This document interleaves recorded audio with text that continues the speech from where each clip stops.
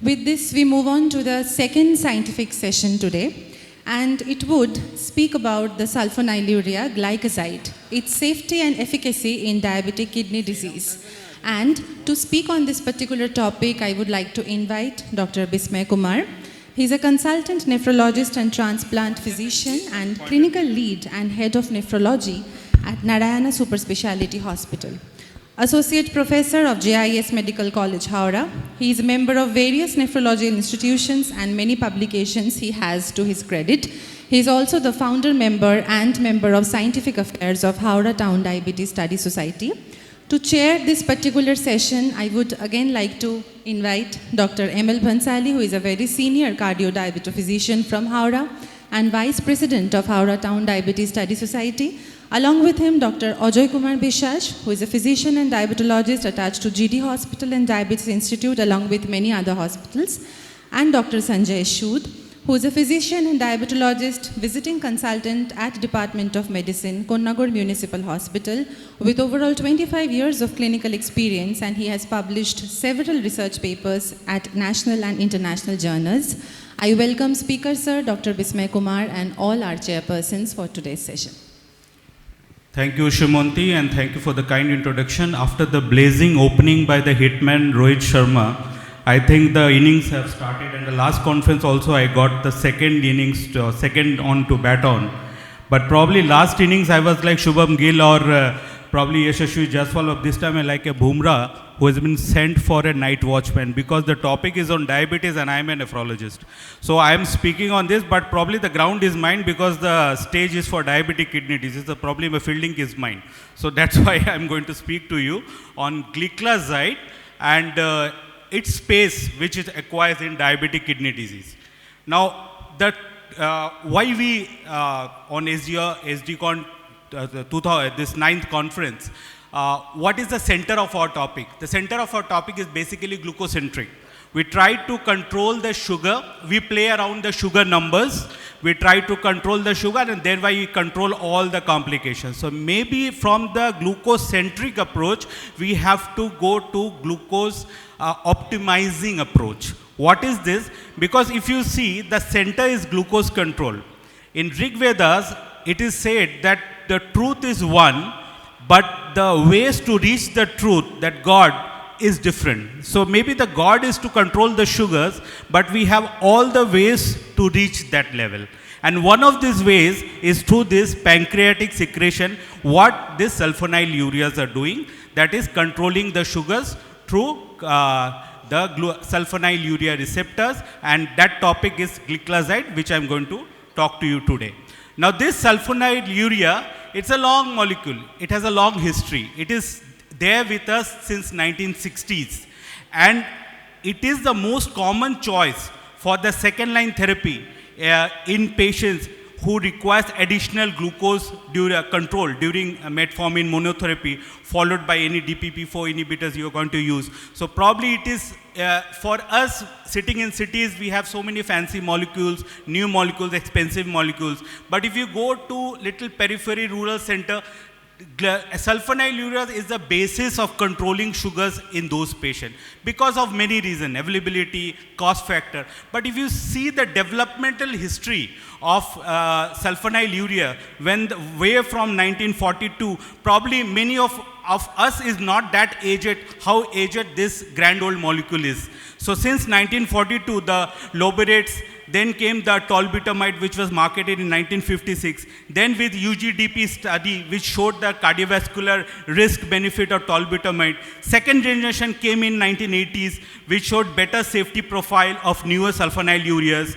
UKPDS by 1998. Then the advanced trial, today I'm going to speak some slides on advanced trial, which showed its cardiovascular safety for gliclazide, modified or release formulations. Then the recent Tosca-IT trial, which showed CV benefit, and Carolina trial. So if you see, this is like a very beautiful, well-matured and grown whiskey. This is Macallan's whiskey, is one of my favorite, and it is 81 years matured. So this molecule has also grown for 81 years, if you see. So this sulfonylurea is mainly why it is being used, because of its potency, because of the duration of action. It has the second generation have potency and can be given in much lower dose than the first generation which was being used. And it can cause greater suppression of overnight hepatic glucose and also lowering fasting glucose concentration. It can be used as monotherapy as well as in combination with other glycemic drugs. So it is just like how whiskey works, that once you take more and more packs, it makes you more elevated. Same way, if you have more and more HbA1c, it works much better. So if you have higher HbA1c, sulfonylurea is giving you more effect and lowering the HbA1c, and that is the beauty of this molecule. If you compare it with various other molecules, metformin, AGP1, DPP4 inhibitor, the HbA1c reduction has the best, 1.25 to 1.5% reduction of HbA1c. And you see the market share, it across the globe. In Asia itself, Taiwan is using the maximum drugs. Our country is also not behind. 35.6% is the utilization of sulfonylurea. So it is extensively used as first line, second line in type 2 diabetes, with a mean HbA1c reduction of around 0.65 to 1.28%, which we can see. How we are positioning this drug in newly diagnosed diabetes who cannot tolerate metformin, you can use combination therapy. Ipshita has just spoken about it.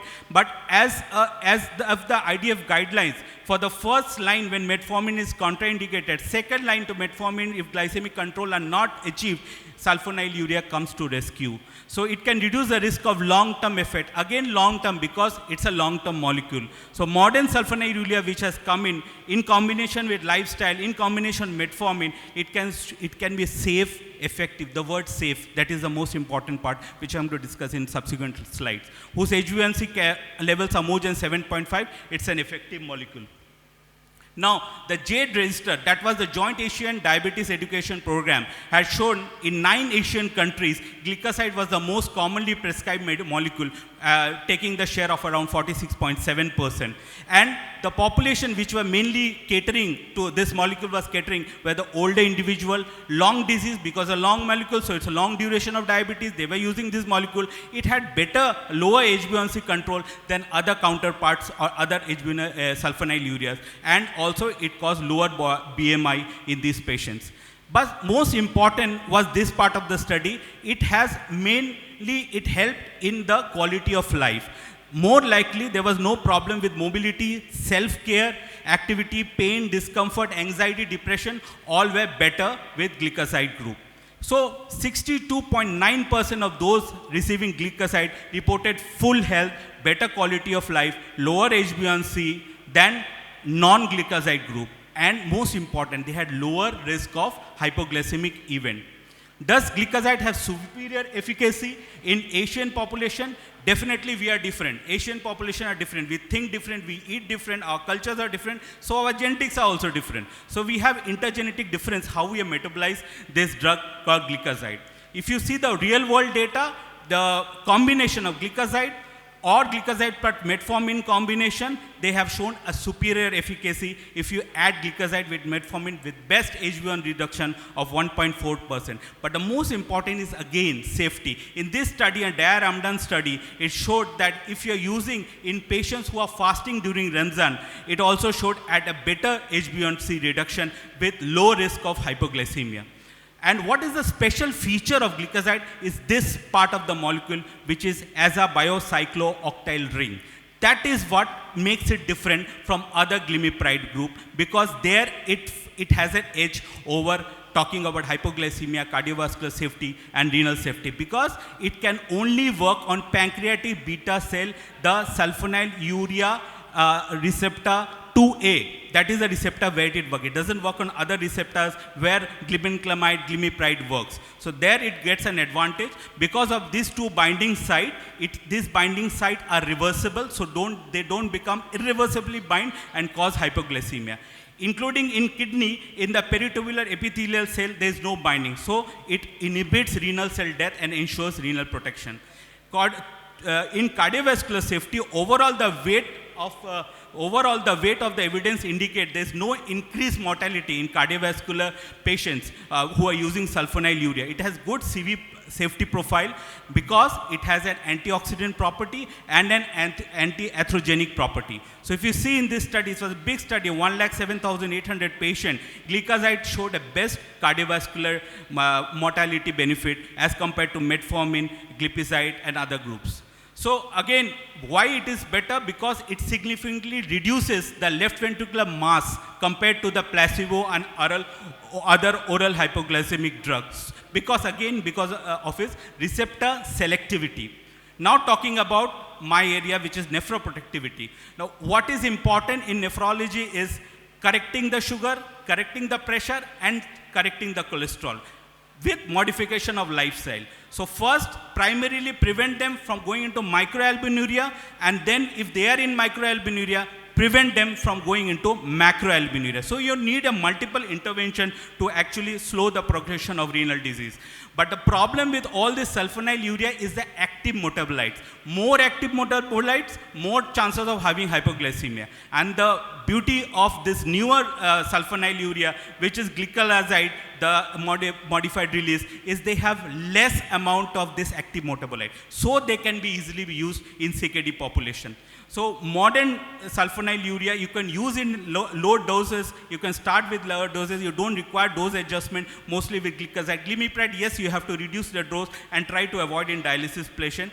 And one important point, this is probably an hypothesis, there is a scavenging effect on reactive oxygen species, the manganese superoxide dismutase, and also upregulation of these enzymes, which gives them an edge. It causes an antioxidant property, which causes a nephroprotective effect.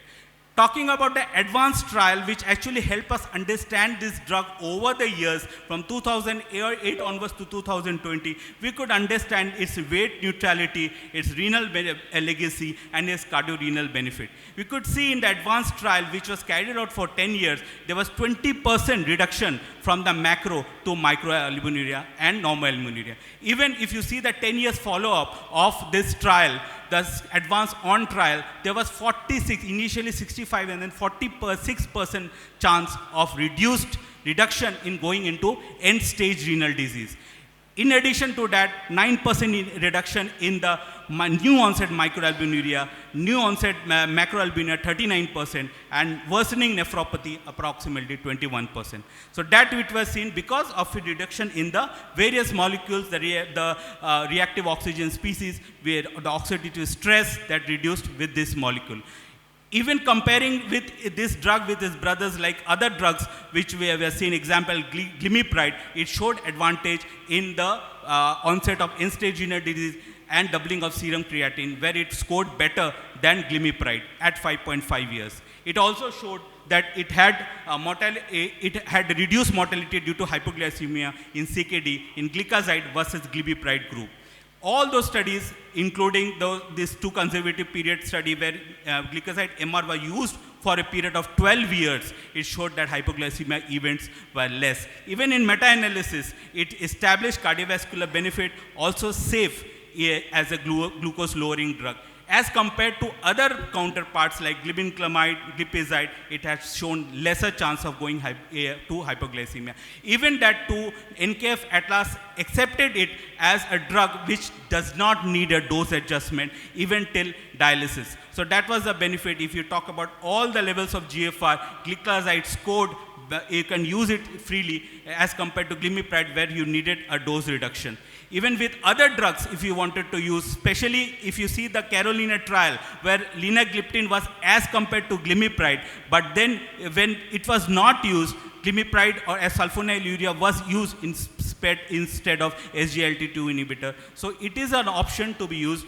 That's why a lot of bodies, including South Asian Federation of Endocrinology, Australian Royal College of Physicians, General Source Limited, WHO, all have implicated the use of gliclazide. Even RSDI ESI has preferred the conventional sulfonylurea in patients with high risk of cardiovascular death and CVD, especially in patients with moderate to severe renal failure. So benefits of gliclazide has gone beyond We all fast, Hindus fast, Muslims fast, even our CKD patients fast. They fast previously to the dialysis because dialysis centers are far away. They post-dialysis, they don't get their meals on time, so they fast. They fast because of uremia, they fast of nausea, so because of disease they fast. So in our CKD population also they are at high risk of going into hypoglycemia. So if you're using gliclazide during fasting, what is the benefit is gliclazide only works on this SUR1 channel. It doesn't work on EPAC2. So that is why it reduces the chance of excessive insulin granule exocytosis, thereby reducing the chance of going hypoglycemia. So it has a lower risk as compared to other glimepiride, gliclazide. If you can see this meta-analysis which has shown is benefit, almost equating to DPP-4 inhibitor like linagliptin. So to conclude, it has its efficacy. We have seen for a long time. It has a lower risk of going into hypoglycemia, lower cardiovascular complication, and it can be used in Indian CKD patient because it has low chance of going hypoglycemia, especially in the fasting period. So to summarize, not all sulfonylurea are the same. Gliclazide plus metformin combination definitely more powerful than glimepiride and metformin combination. It has proven cardiovascular safety, renoprotective safety. It has proven its legacy over a long period of time. To end my talk, this is a saying that a wise man and amla, which is Indian gooseberry, you can understand its benefit only after a decade of use. So we have finished a decade of use. Probably we are more confident, and it is left to you how you understand this drug. Thank you. Thank you, Dr. Bismay Kumar, for such a nice deliberation. And you have explained well that how gliclazide is superior to other sulfonylurea, and all sulfonylurea are not alike, and it is because it is not having active metabolite. So chances of hypoglycemia are reduced even in presence of CKD. So now this deliberation is open for question.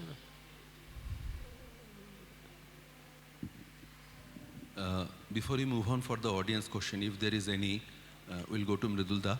But before that, just a couple of questions from my side.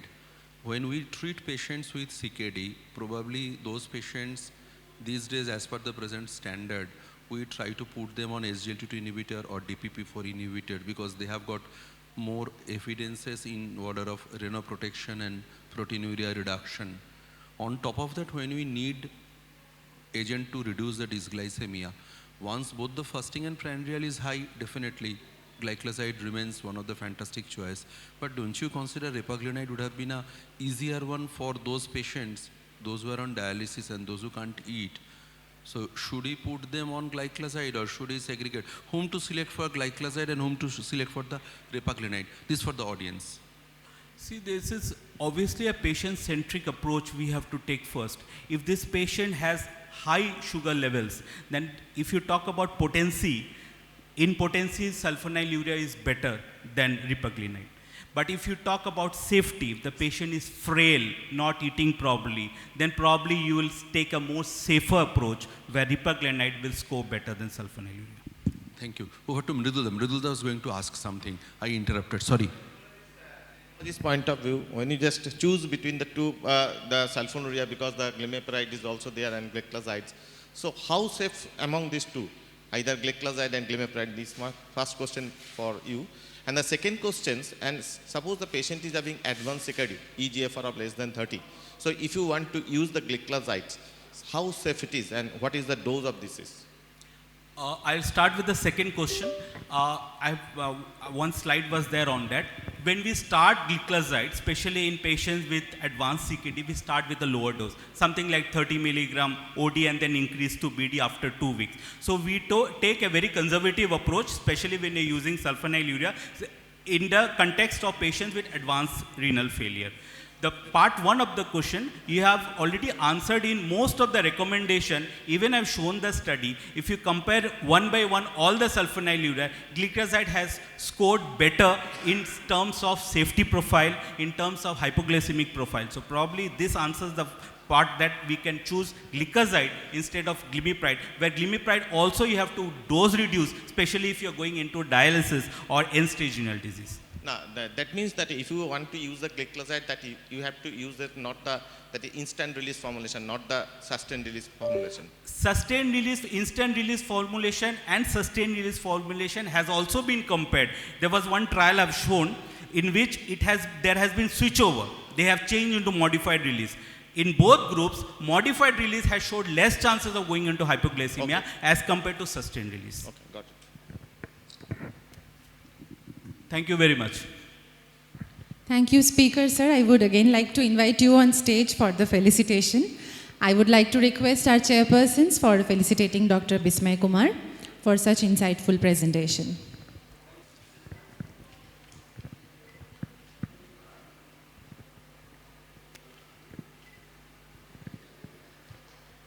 I would request the chairpersons to stay back kindly. Dr. Mridul Bera, sir, I would like to invite you on stage to felicitate our chairpersons, Dr. Ajay Kumar Biswas and Dr. Sanjay Sood.